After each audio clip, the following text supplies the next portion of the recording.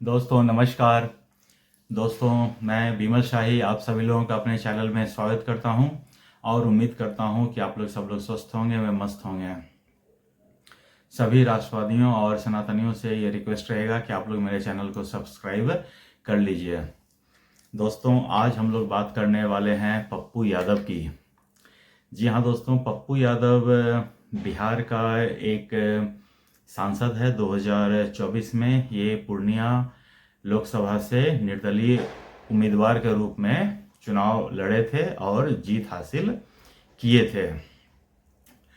तो पप्पू यादव आजकल न्यूज़ में क्यों है? जी हाँ दोस्तों, जब जब बाबा सिद्दीकी की हत्या हुई थी मुंबई में पिछले हफ्ता, तो पप्पू यादव ने बड़े जोर शोर से लॉरेंस बिश्नोई गैंग को तबाह करने की धमकी दी थी। उन्होंने कहा था कि लॉरेंस बिश्नोई एक 2 टके एक आदमी है और अगर मुझे सरकार इसकी परमिशन दे तो मैं 2 दिन के अंदर इसके पूरे गैंग को तबाह कर सकता हूँ। और जोश जोश में ये मुंबई भी चला गया बाबा सिद्दीकी के बेटे जिशान सिद्दीकी से मिलने के लिए, और ये सलमान खान से भी मिलना चाह रहा था, लेकिन सलमान खान इनसे मिला नहीं।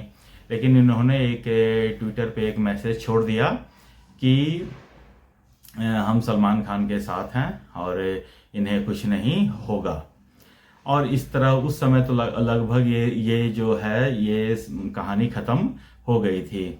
उसके बाद हो सकता है कि पप्पू यादव को अपने जो बढ़ चढ़कर बोलने वाली जो प्रवृत्ति है उस पर अफसोस हुआ होगा। तो एक कांग्रेस के द्वारा एक प्रेस कॉन्फ्रेंस का आयोजन था, तो उसमें किसी ने लॉरेंस बिश्नोई के ऊपर क्वेश्चन पूछा, तो पप्पू यादव ने बोला नहीं नहीं, इसके ऊपर आप क्वेश्चन मत पूछिए, आप इन सब बातों पे बात करने का कोई मतलब है नहीं। तो आज जो है, आज सारे न्यूज़ चैनल पर, मीडिया पर ये न्यूज़ चल रही है कि पप्पू यादव को लॉरेंस बिश्नोई गैंग से धमकी मिली है और उन्होंने बाकायदा वो जो कॉल आया था बिश्नोई ग्रुप के द्वारा, उस कॉल की बाकायदा उन्होंने रिकॉर्डिंग की। और पप्पू यादव एक्चुअली काफ़ी डरे हुए आज दिख रहे थे, क्योंकि उनकी रिकॉर्डिंग में भी वो तेवर जिसके लिए पप्पू यादव जाने जाते हैं उस तेवर में वो थे नहीं। वो जो जिस आदमी से बात कर रहे थे उन्हें बड़े भैया भैया करके संबोधित कर रहे थे कि नहीं भैया हम आपके बीच में नहीं आएंगे, कोई ऐसा नहीं है, मैंने कोई स्टेटमेंट नहीं दिया, वो सब पॉलिटिकल स्टेटमेंट है, इन सब बातों का कोई लेना देना नहीं है। तो पप्पू यादव की सारी हेकड़ी जो है वो 2 दिन में निकल गई और पप्पू यादव ने बाकायदा इसकी कंप्लेन भी करी है। और जो पूर्णिया के जो एसपी हैं उन्होंने भी ये कंफर्म किया है कि पप्पू यादव को ऐसी धमकी मिली है और इसके ऊपर वो जांच पड़ताल कर रहे हैं और बेस्ड ऑन द इन्वेस्टिगेशन वो आगे की कार्रवाई भी करेंगे। और इसके साथ पप्पू यादव ने गृह मंत्रालय को रिक्वेस्ट किया है, लेटर भेजा है कि उनकी जो सुरक्षा है वो बढ़ाई जाए। जैसा कि दोस्तों आप लोग सब जानते हैं कि सांसद को वाई कैटेगरी की ऑलरेडी सुरक्षा मिली हुई होती है, लेकिन पप्पू यादव चाहते हैं कि उनकी जो सुरक्षा है उन्हें इंक्रीज करके जेड कैटेगरी की सुरक्षा दे दी जाए। तो पप्पू यादव एक बड़े जो है ना बड़बोले नेता हैं।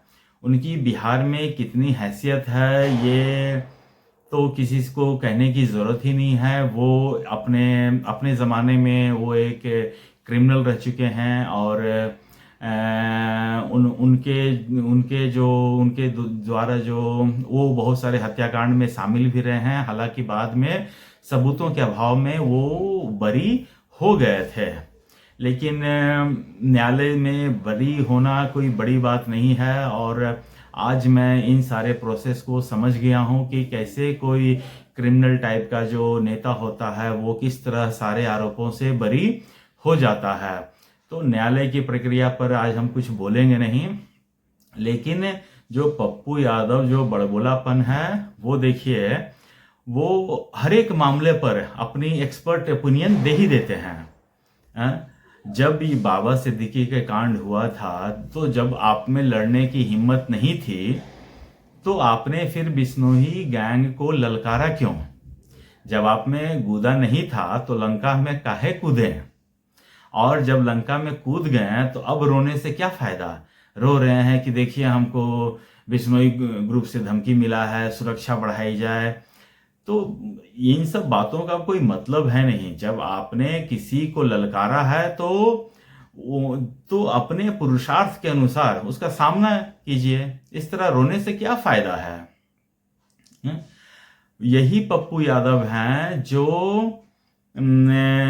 योगी आदित्यनाथ जब नए नए सांसद बने थे, उनके ऊपर अटैक हुआ था, तो अपनी जो रो रो कर व्यथा संसद में सुना रहे थे, तो पप्पू यादव उनका मजाक उड़ाता था कि देखिए कैसे रोते थे वो। आज पप्पू यादव तुम्हारी भी मिला जुलाकर वही स्थिति है। योगी आदित्यनाथ के ऊपर जब हमला हो गया था, उसके बाद वो भावनाओं में बह गए थे और वो रोने लगे थे। लेकिन तुम तो बाहुबली हो ना, तुम तो संसद में भी जाकर सबको धमका के आए थे। याद है ना, संसद में जाकर देख लो, सबसे कहते फिरते हो कि हम देख लेंगे, तुमको देख लेंगे। बड़ा इनको अभिमान है कि वो 7 बार सांसद रहे हैं, तो अपना पुरुषार्थ दिखाते। लॉरेंस बिश्नोई ग्रुप को जब तुमने एक बार ललकार दिया, तो उसके बाद अपने बातों पर अडिग रहते। आज क्यों मिमिया रहे थे? उसके सामने जब जो कॉलर था वो जब तुम्हें फोन कर रहा था, तो तुम भैया भैया खुद अपने सामने भी नहीं आया कि हाँ बोलिए, मैं ही पप्पू यादव बोल रहा हूं। वो बन गए पप्पू यादव के पीए खुद ही, कि हम पप्पू यादव के पीए बोल रहे थे। और जो फोन में है वो साफ दिख रहा था कि फोन पे उनकी परछाई दिख रही थी कि वो साफ पप्पू यादव ही थे। तो आज पप्पू यादव में इतना गट्स भी नहीं बचा कि वो कॉलर को ये कह सके कि हाँ हम ही पप्पू यादव हैं, बोलो क्या बोलना है। तो नहीं, तो मिमिया आ रहा उसके सामने, नहीं नहीं हमने तो ऐसा नहीं कहा, पॉलिटिकल स्टेटमेंट था, ये है वो है। तो पप्पू यादव जो मैसेज जाना था जनता के बीच और लॉरेंस बिश्नोई को, दोनों तरह का मैसेज तुम्हारे तरफ से चला गया। कि तुमने एक तो मैसेज गया कि तुमने लॉरेंस बिश्नोई गैंग को ललकारा है, और दूसरा मैसेज ये गया है जनता के बीच कि तुम एक नंबर के फट्टू हो।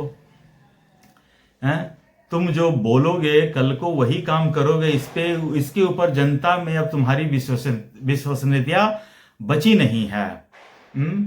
तुम अपने ही कहे बात से मुकर जाते हो, मिमियाने लगते हो, तो जनता तुम्हारे ऊपर कैसे भरोसा करेगी? तो यही सब अपडेट के साथ आज मैं आया था आप लोग के बीच।